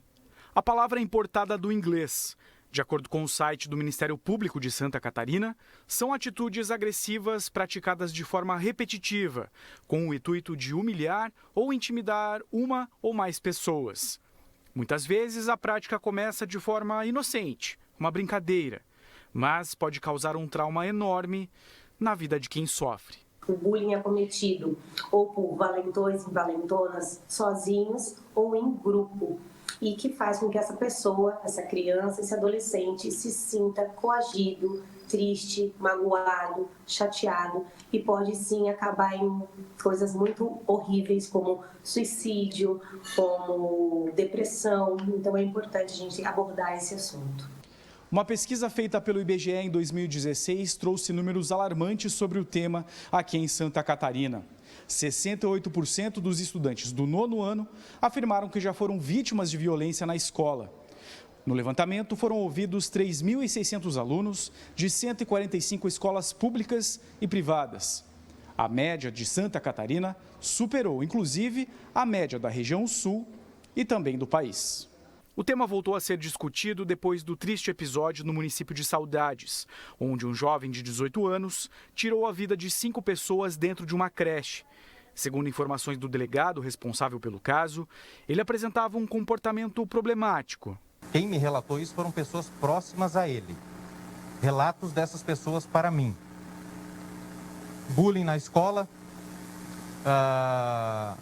ele vinha maltratando alguns animais e tal, introspectivo, quietão na dele, aquele perfil que hoje já não é mais tão incomum, que é comum na nossa sociedade, gostava de jogos online, alguns jogos com violência. Então é um perfil que a gente consegue, provavelmente vocês têm conhecimento de algum jovem hoje na nossa sociedade, com um perfil parecido com esse. Um comportamento típico de quem está passando por problemas e precisa de ajuda. É uma pena esse ocorrido. E pior ainda é a gente poder ler em redes sociais, né, o quanto esse menino de 18 anos, ele está sendo, quero que você morra, que você não volte, que você vá preso, que você, tantas palavras duras, mas ninguém sabe o que aconteceu com esse adolescente. O que ele tem passado. E pelo que a gente percebe, eu já passei por muitas tentativas de suicídio de alunos, essa questão, eu tive inclusive alunos que já cometeram crimes. A Kátia é orientadora educacional em Itajaí. Por lá, um projeto idealizado pelo escritor Augusto Cury dá voz a crianças e adolescentes. A Escola da Inteligência é aplicada em 105 escolas da rede municipal. Então, a gente escolhe um professor que seja responsável pelo programa dentro da escola, e ele é o professor aplicador. É o professor que vai trabalhar a escola da inteligência na unidade escolar. Então, hoje em Itajaí, nós já estamos com quase 34, 33.930 alunos, né, que estão fazendo uso, então, do programa Escola da Inteligência. Olha, a Escola da Inteligência é propiciar um espaço para que os interessados, seja os professores, a família, os alunos, possam ter uma relação mais na sociedade de forma mais equilibrada, entendendo que cada um é singular, cada um tem sua pluralidade e o respeito pelo outro. Hoje é muito bacana falar que as escolas não trabalham só o português, a matemática, a história e a geografia, né? Ela está indo muito além de tudo isso, né? Ela está indo trabalhar as emoções dos nossos alunos. Como eu vou lidar com uma situação difícil, como eu vou fazer.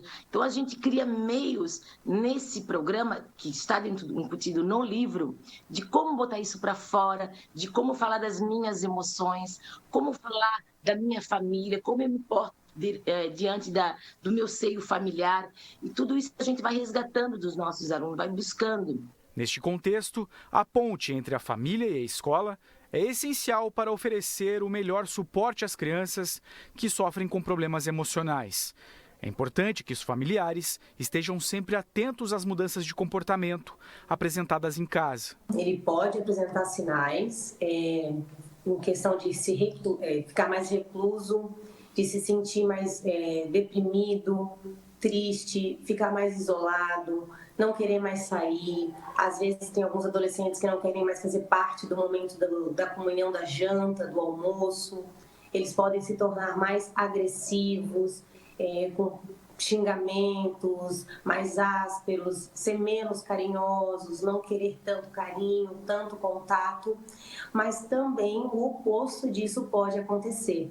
Eles também podem dar sinais que estão precisando de ajuda, querendo de alguma forma falar, através de desenho, através de um olhar, porque muitos deles acabam sofrendo com medo das ameaças. Então, eles não conseguem expressar: mãe, olha, o pai, estou sofrendo bullying, estão falando de mim, do meu cabelo, do meu corpo, mas de alguma forma ele dá sinal. E é importantíssimo que a família conheça o seu filho, saiba, né, os comportamentos dele que são normais e não, para poder ajudar de alguma forma. Além da família, a escola. Neste ano, a governadora em exercício, Daniela Rainer, sancionou uma lei que cria a Semana Estadual de Combate ao Bullying. Ela deve acontecer em setembro e vai ajudar a combater esta prática. A pedagoga Letícia lembra que o diálogo é fundamental para acolher aqueles que precisam de ajuda. Queria deixar um recado para todas as famílias que estão nos ouvindo, que passamos por um período muito delicado, que foi o tempo da pandemia, onde a gente pôde estar mais tempo dentro de casa, olhando um nos olhos do outro, conhecendo um pouquinho mais. Então, que a gente consiga se olhar, dialogar e perceber que o diálogo faz parte do nosso dia a dia. E que é muito importante que as famílias tenham esse contato, essa comunhão e que consigam conversar, se expressar, passar as suas emoções e pedir ajuda sempre que necessário.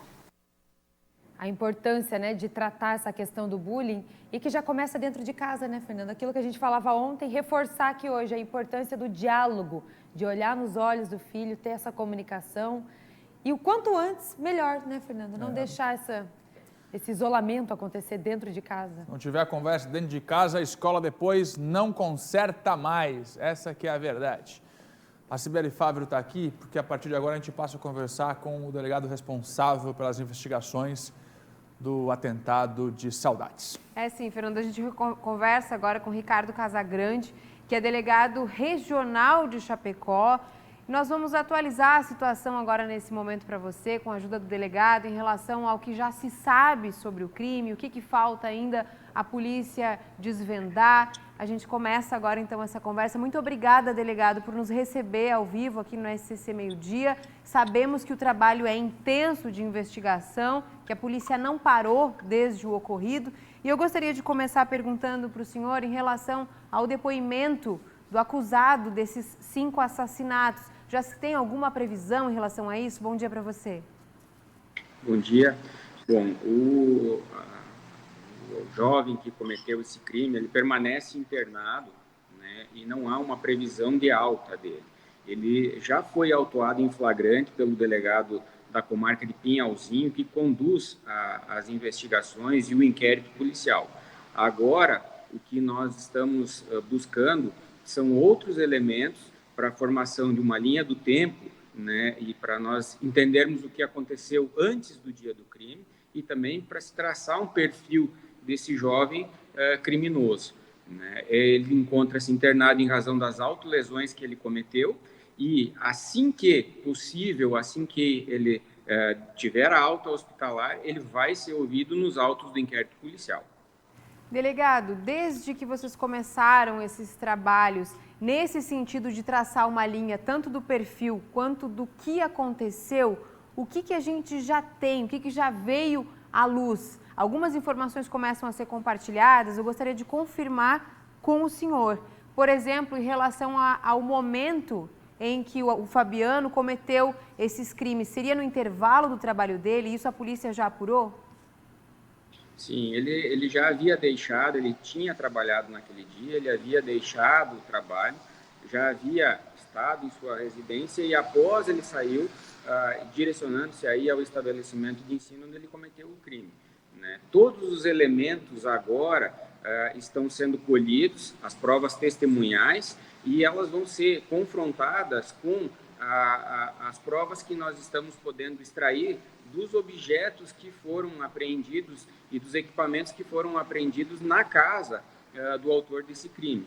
Então, tudo isso vai nos dar um norte, né, vai nos dar elementos para a finalização do inquérito policial, onde nós buscamos aí apurar os motivos que levaram esse jovem a cometer o crime. Se nós podemos dizer que existem motivos para um crime dessa natureza, mas é isso que a Polícia Civil busca nesse momento. Delegado, nessa coleta de provas na casa dele, logo depois do ocorrido, a polícia encontrou alguma anotação, algum bilhete, alguma carta, algo que remetesse ao que ele cometeu logo em seguida? Não foi localizado nada que ele tivesse deixado antecipando a ação que ele iria cometer.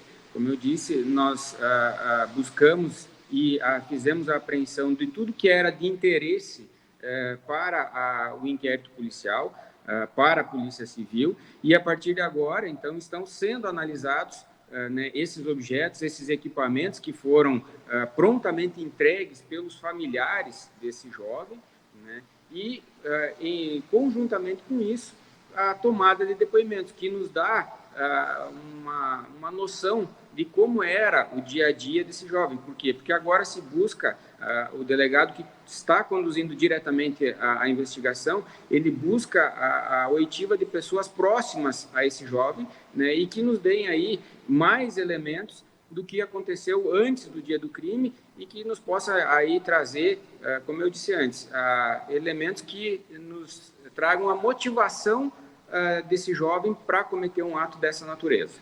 Delegado, nós sabemos que nada vai minimizar o que o Fabiano fez. Nem ele ter passado por bullying, nem a maneira como ele tinha um relacionamento difícil dentro de casa, se ele não socializava. Nós sabemos que nada vai minimizar a escolha dele de agir dessa maneira. Mas, a partir do crime, muitas notícias começaram a ser veiculadas em relação à ligação dele com grupos online, com jogos também de videogame, como se alguma coisa tivesse relação com a outra. A polícia identificou algum grupo que ele estivesse ligado, seja no meio online, seja de outra maneira? Isso já está na mira da polícia ou não? Nós recebemos diversas informações extraoficiais, Então, a partir dessas informações, a Polícia Civil busca oficializar o que realmente pode ser de interesse da investigação. Nós, nesse momento, não descartamos nenhuma linha de investigação. Todas as informações que estão sendo trazidas à Polícia Civil estão sendo verificadas, né? E, a partir dali, como eu disse, num conjunto de provas, isso vai ser analisado para se saber se há ou não correlação com o fato e com o dia a dia desse jovem. Ainda, então, precisamos da perícia para poder identificar o que está dentro, né, desse computador, pendrive e os demais itens apreendidos. Agora, delegado, outros detalhes do perfil dele também começam a ser divulgados, como problemas dentro de casa, alguns relatos de que ele dormia com os pais, ainda mesmo tendo 18 anos, que ele ainda estava no 9º ano. Isso chegou à polícia também como informação? Todas as informações que chegam à imprensa também têm chegado à polícia, mas como eu disse antes, nós estamos filtrando as informações porque nesse momento se gera muita fake news, né, se gera muito boato, se transmite muita coisa extraoficial via redes sociais e tudo isso a polícia tem conhecimento. Como eu disse, essas informações são analisadas, o que nós entendemos que é de interesse é trazido oficialmente aos autos do inquérito policial por tomada de depoimento e a partir dali a gente vai poder verificar a veracidade dessas informações e aí para frente traçar o perfil desse jovem e formar, como eu disse antes, uma linha do tempo antes a data efetiva do cometimento do crime. Então, pai e mãe não confirmaram essas informações de depoimento? São dados que ainda estão sob sigilo, então essas informações nós não podemos revelar, tudo vai ser trazido ao final do inquérito. Todas as informações, tudo que tiver relação, seja a site, seja a jogos, seja as informações que estão circulando extraoficialmente hoje, porque nenhuma dessas informações é dado oficial da Polícia Civil ou das forças de segurança, né? Então, tudo isso, ao final do inquérito, nós vamos poder dizer se são verdadeiros ou não e aí tornar público essas informações. É por isso que é importante a gente conversar com o senhor, conversar diretamente com a polícia para ter as informações oficiais, já que sim, né, com muita facilidade, fake news são divulgadas. Agora, delegado, em relação ao que aconteceu na creche, a dinâmica do crime, ele teria atacado primeiro a professora Kelly. Vocês já têm claramente a linha, como aconteceu tudo lá dentro? Sim, isso foi identificado, esses dados do fato em si, do dia em que aconteceu o crime, já foram trazidos ao auto de prisão em flagrante, que trouxe, então, a autoria, confirmou a autoria e a materialidade delitiva, para que permitiu ao delegado autuar ele em flagrante por todos os crimes que ele cometeu, né? Agora, como eu disse, outros elementos estão sendo trazidos ao inquérito policial para se formar e se completar essa investigação que iniciou já na manhã em que o fato ocorreu. Certo. Muito obrigada, delegado, por nos trazer mais informações sobre esse caso. Nós sabemos que dentro do possível o delegado responde, como ele disse, né, a investigação segue em sigilo, a polícia ainda colhendo depoimentos, muitas provas já foram colhidas e agora na expectativa da fala, né, do Fabiano para tentar fechar como tudo aconteceu e as razões, se é que elas existem. Obrigada por nos receber, delegado. Bom trabalho. Obrigado, boa tarde. Tá aí a fala do delegado, trazendo um pouco mais de informações em relação a esse crime e ao trabalho da polícia. Agora a gente vai ao vivo para lá, conversar com a Shaina Marcon, para saber como é que está a cidade hoje. Nós sabemos que é uma semana muito difícil, não vai ser da noite para o dia que a cidade vai se recuperar. Mas, Shaina, quais são as informações de agora? Bom dia para você.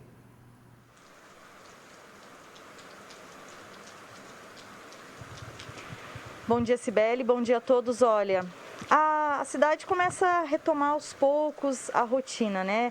Não como antes, mas hoje o comércio já reabriu, as empresas já estão todas funcionando, somente as escolas que ainda estão fechadas, né? A comunidade, a população começa a tentar retomar a rotina, não como era antes, mas tentando assimilar de alguma forma tudo que aconteceu. Todos estão ainda muito tristes, não vai ser da noite para o dia que eles vão conseguir superar isso. Todas as pessoas que eu conversei hoje de manhã me falaram que sempre vão lembrar de tudo que aconteceu, vão tentar superar com certeza, mas nunca vão esquecer, né? A cidade é uma cidade muito tranquila, muito calma, as pessoas todas se conhecem por aqui e todo mundo sempre muito unido, né? Todo mundo sempre, quando acontece alguma coisa que precisa de ajuda, todos se ajudam. Então, as pessoas são muito solidárias umas com as outras e numa dor tão grande como essa não poderia ser diferente, né? Mas que cidade é essa? Como é Saudades? Como nasceu a cidade, né? Por que esse nome? A gente fez uma reportagem para mostrar um pouquinho do que é a cidade de Saudades. Olha só.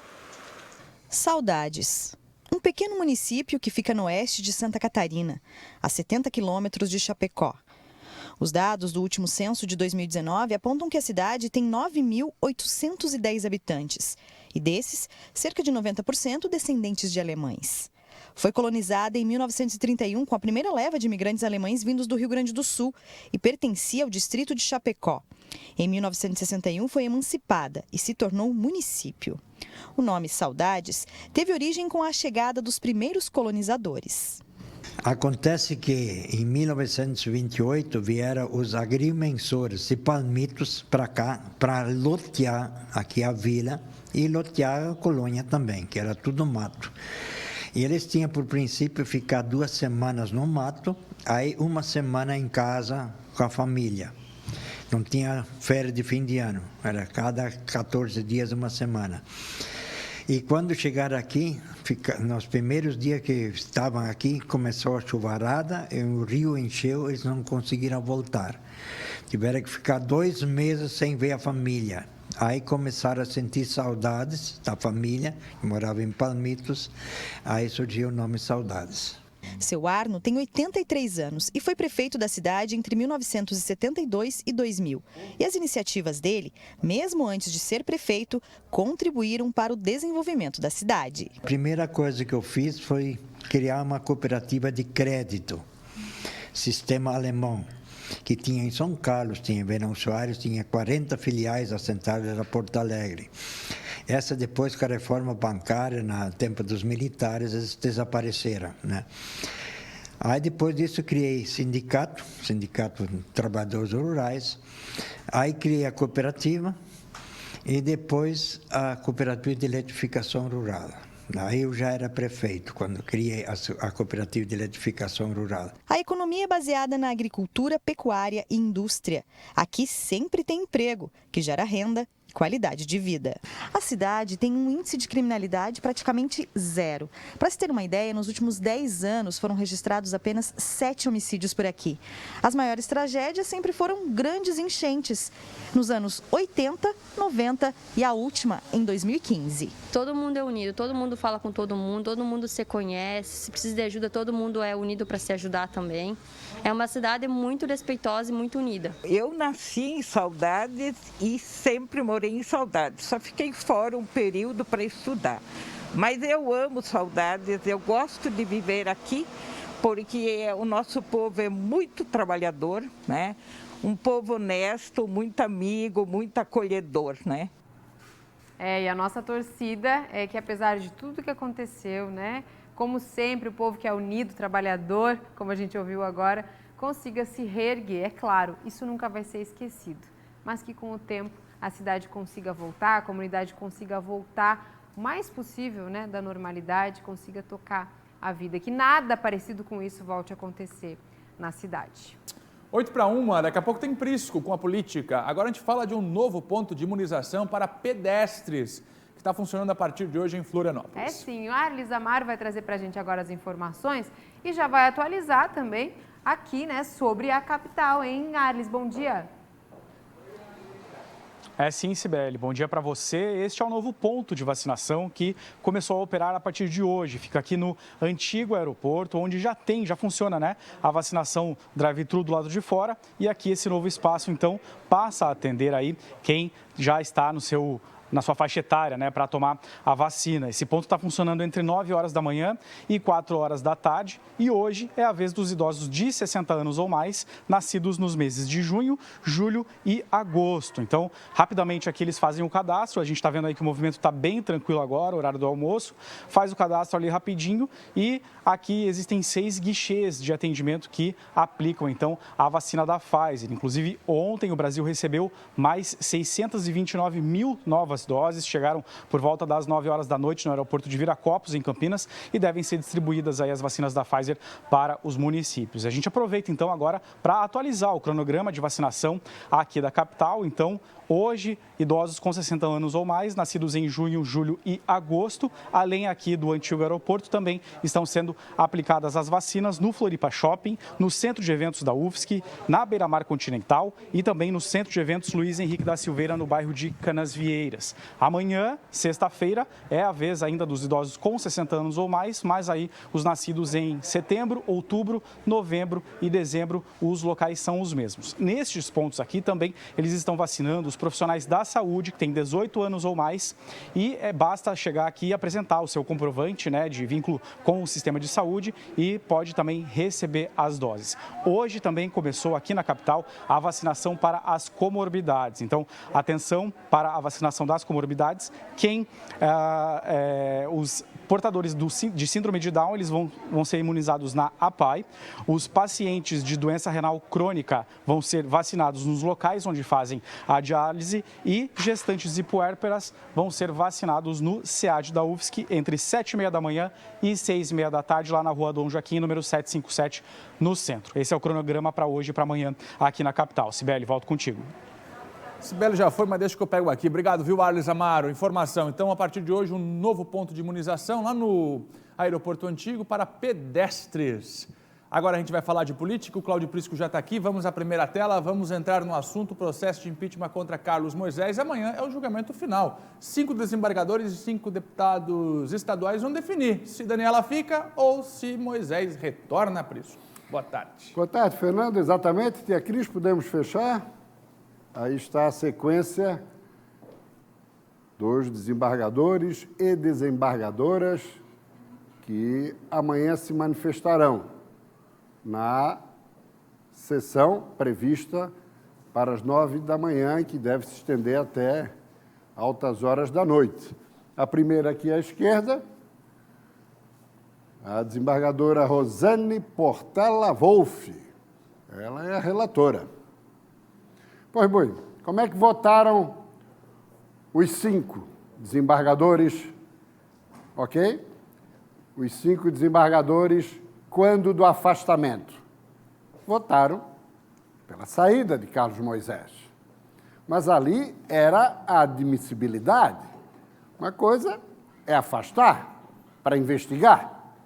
Agora, outra coisa bem diferente é cassar um mandato de alguém eleito pelo voto popular. Então, o que se espera é bom senso e equilíbrio, e não motivações outras para esse voto. Relembrando, STJ, PGR, PF, Ministério Público Estadual. Aliás, ontem eu não comentei.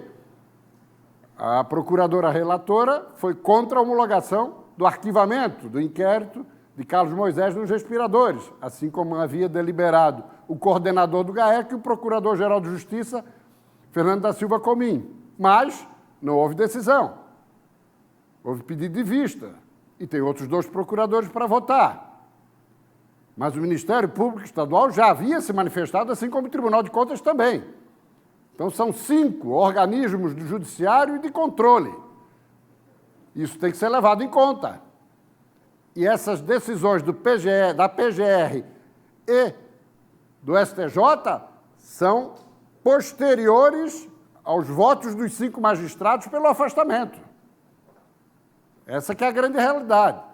Então, não podemos imaginar que a eleição para a presidência do TJ, prevista para dezembro, ou 2 vagas do 5º Constitucional para o Ministério Público e para a OAB, ou mesmo situações de divergências internas no TJ poderiam motivar magistrados a adotar uma postura que não está de acordo com os autos.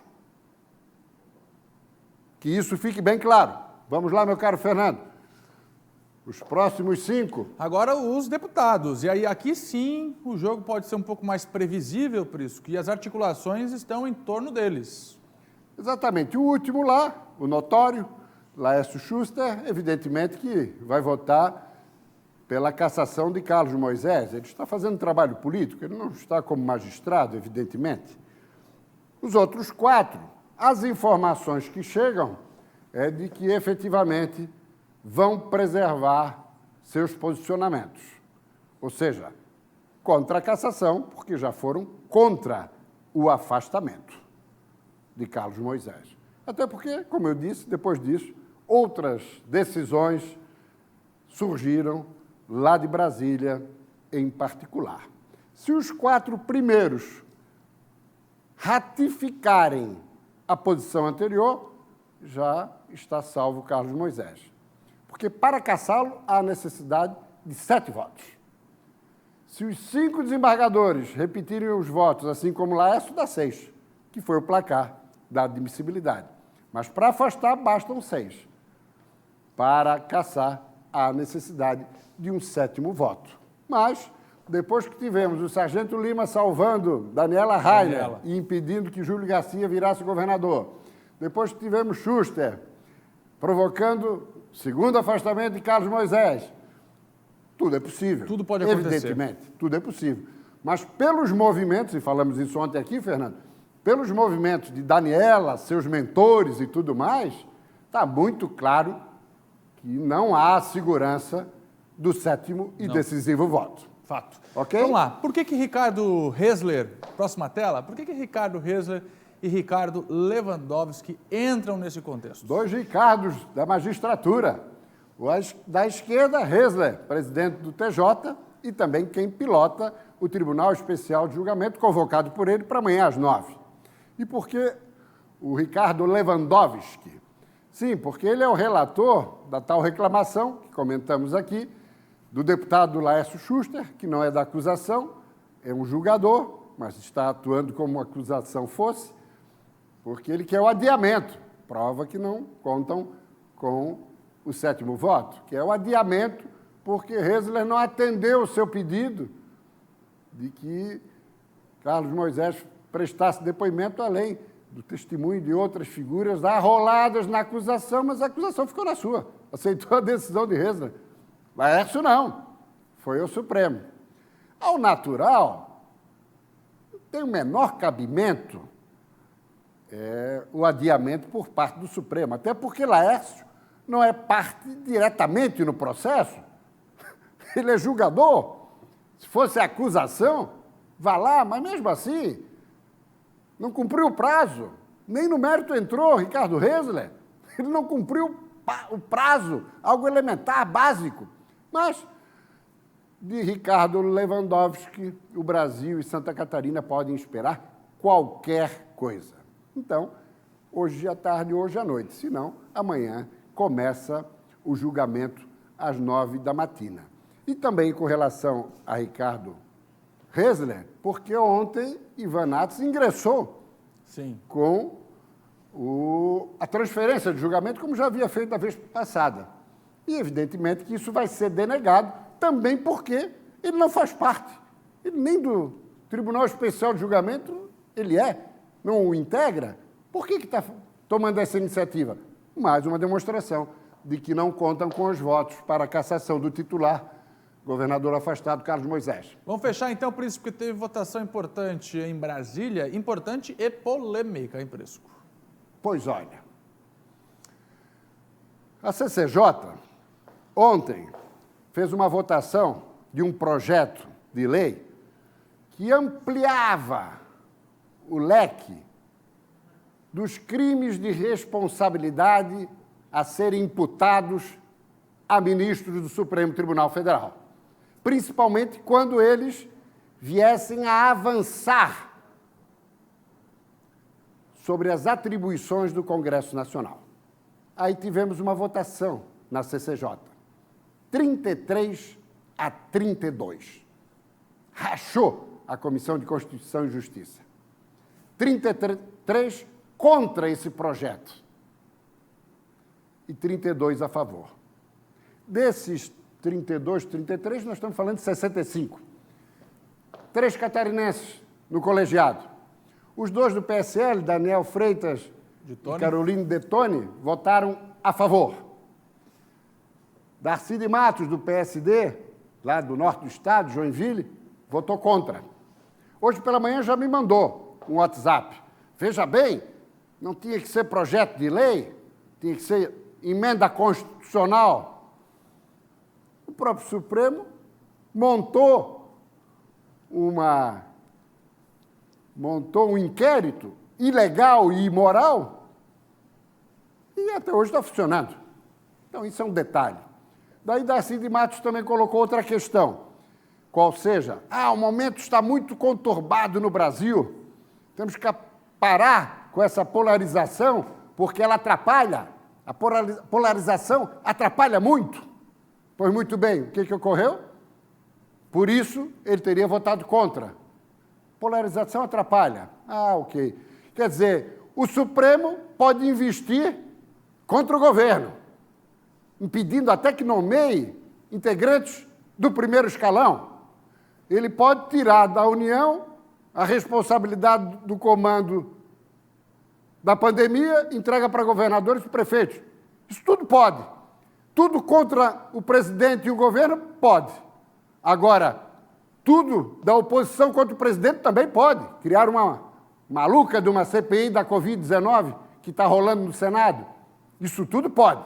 Tudo que é contra o presidente, seja vindo do Supremo, sendo vindo da oposição, pode. Agora, do governo contra eles, daí não pode.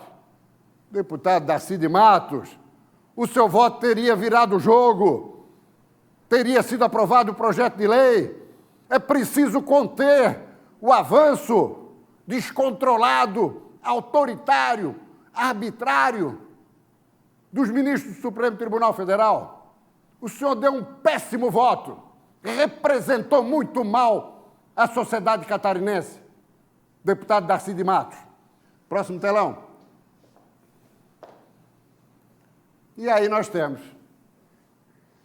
temos Renan Calheiros, à esquerda, relator da CPI, Omar Aziz, à direita, presidente da CPI, mas não está atuando como presidente, não. E esse também não atua como relator, não. Os dois atuam como acusação, como pressão.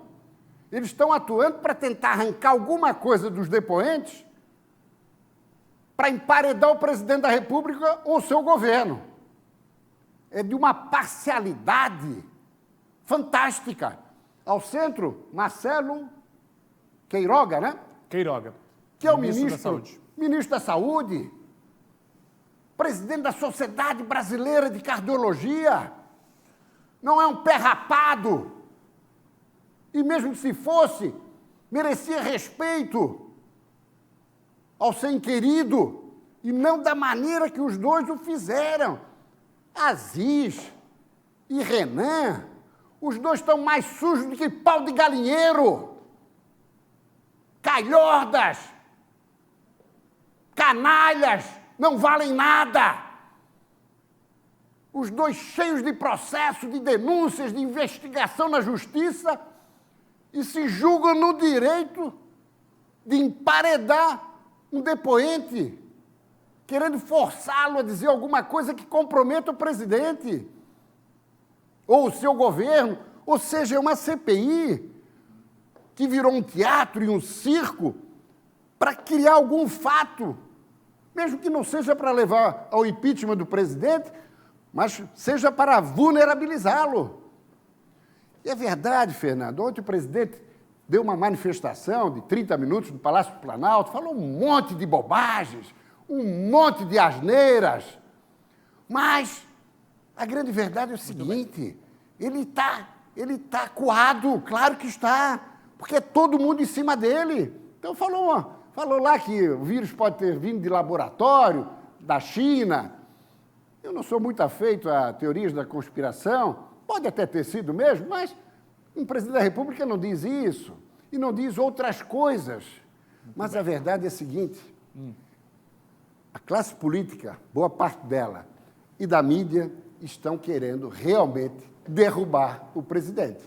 E aí nós temos que oferecer o contraponto, Fernando Machado. Obrigado, Prisco. Vamos fazer um intervalo, a gente volta em instante com outras informações. Sai daí não.